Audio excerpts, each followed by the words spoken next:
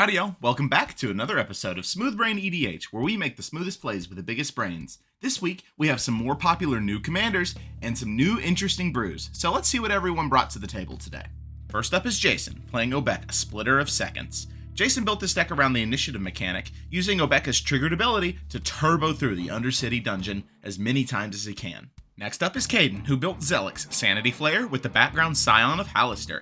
Caden built a mill deck, and the advantage of this mill deck is that when you mill over your opponent's favorite cards, you get some blockers to block their attackers with. Up third today is Matt, who brewed Aragorn, the Uniter.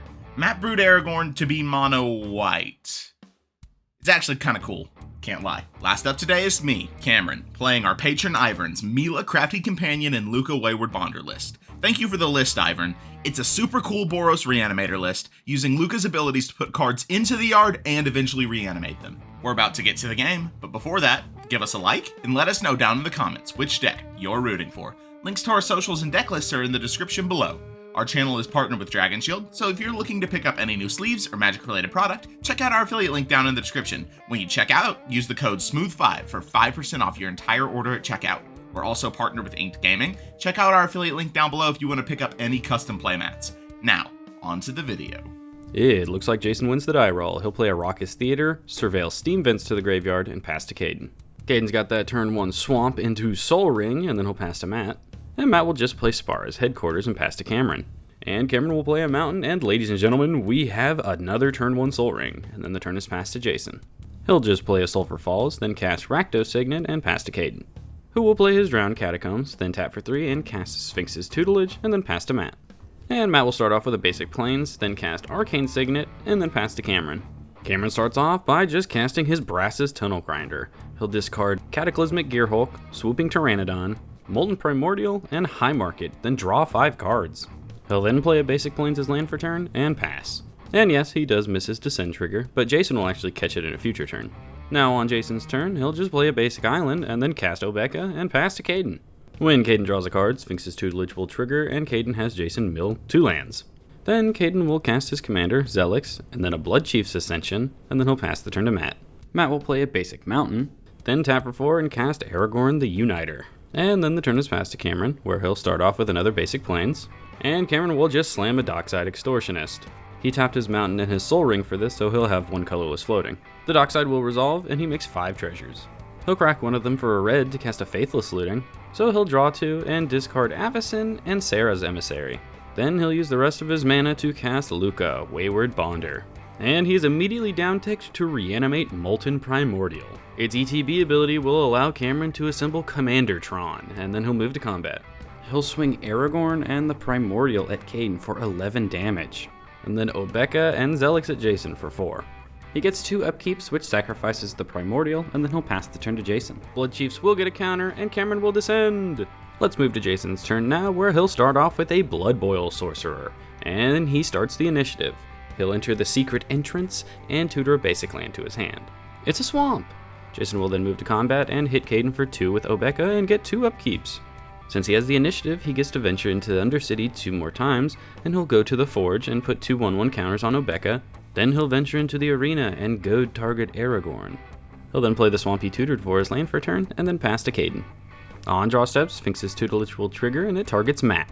He'll mill Thistledown Liege and Dovescape, so the process repeats. Next is Mirror Weave and Reese the Redeemer, and then it ends with Felwar Stone and Final Showdown.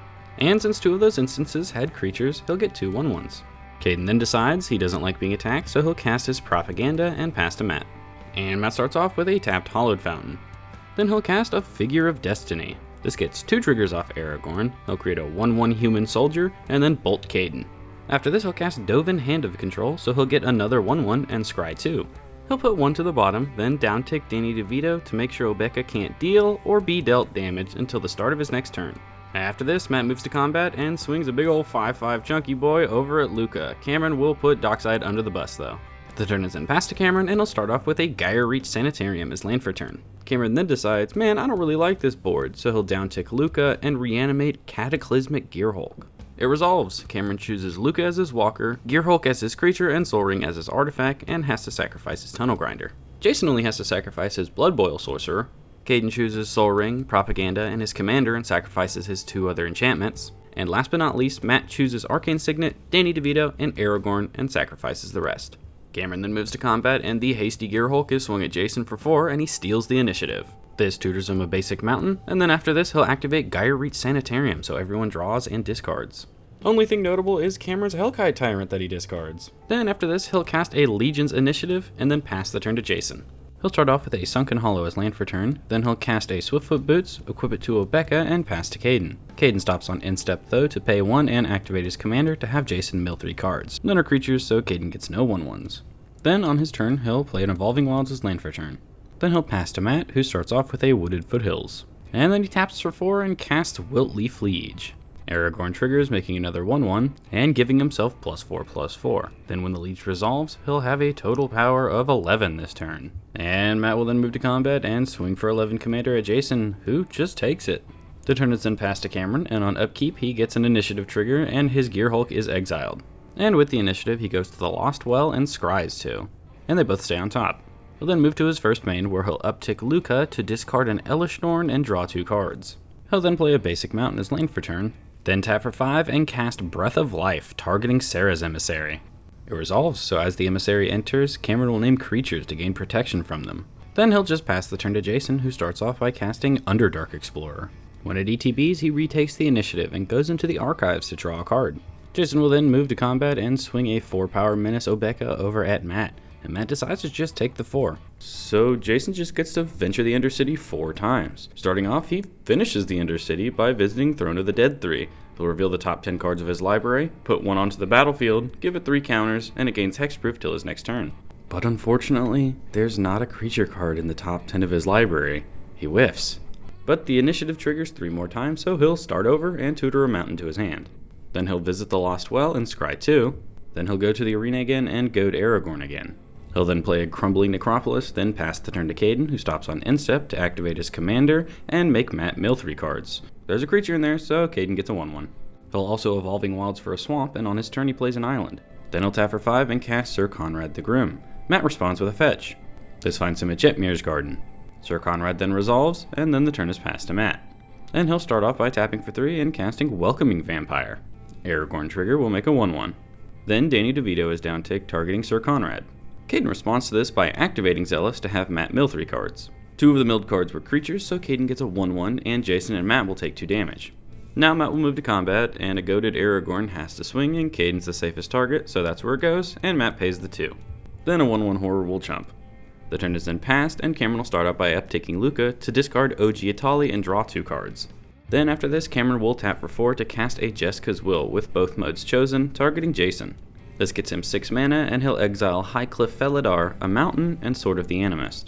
Then after this, Cameron will cast Death or Glory. The 2 piles he makes are Elishnorn and Avacyn in one pile, and then all his other creatures in another.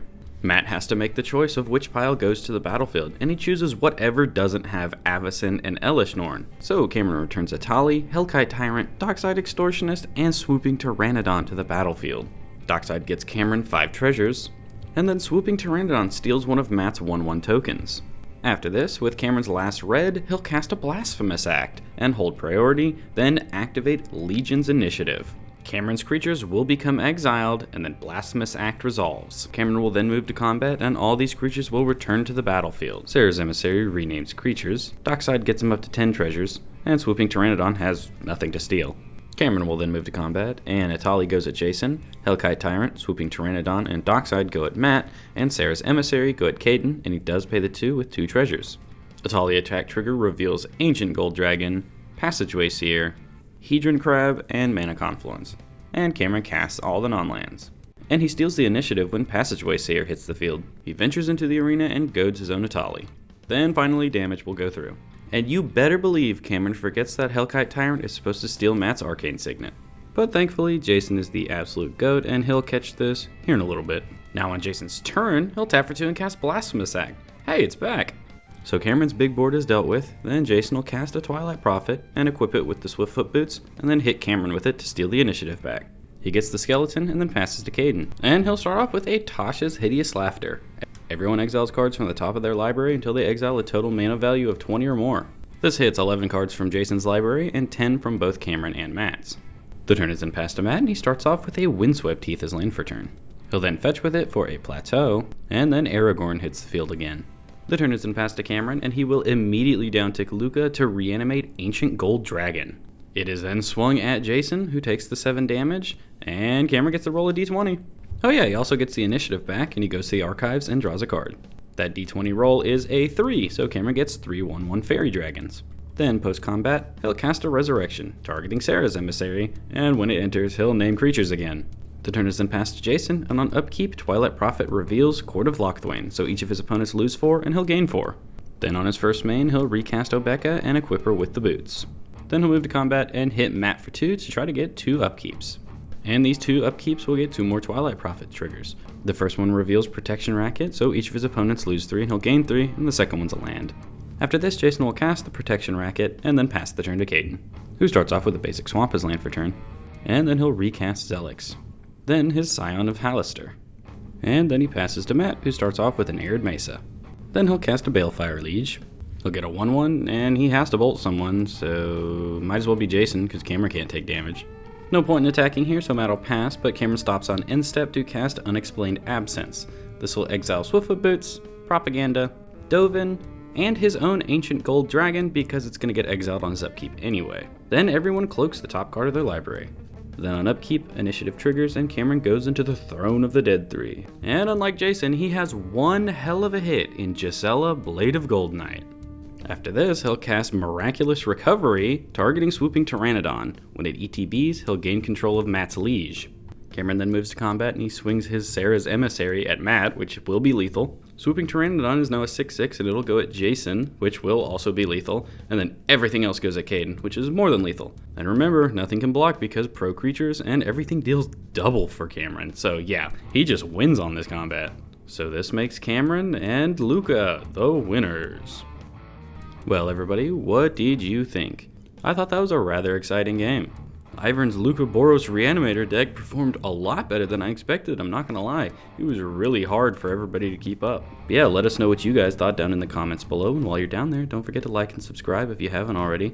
But that's enough out of me. I hope you all enjoyed this video, and I hope you have a smooth day.